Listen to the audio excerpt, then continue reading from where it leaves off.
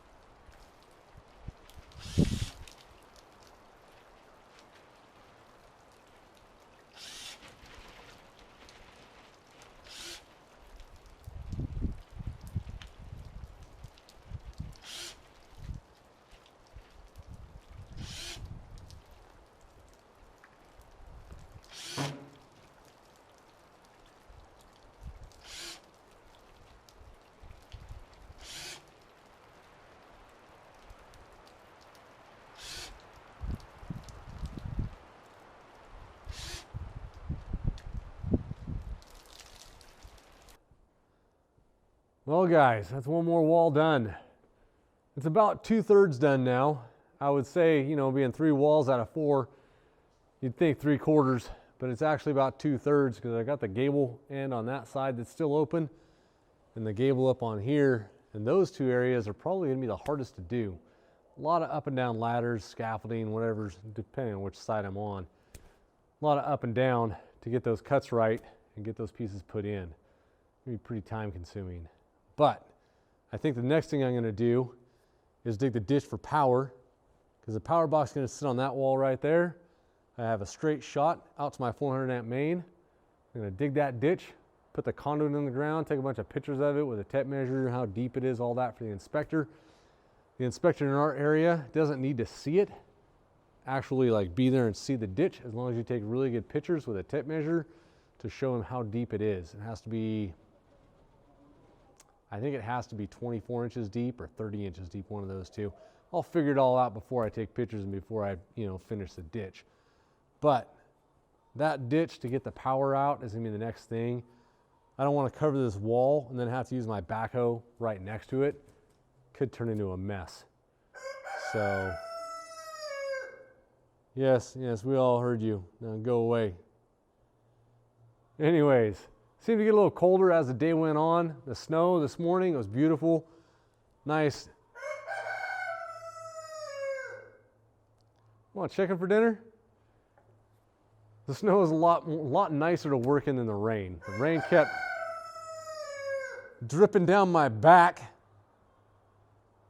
and making me cold. But it got done, and it's supposed to be sunny for the next 5 days. Until next time, guys, go make something.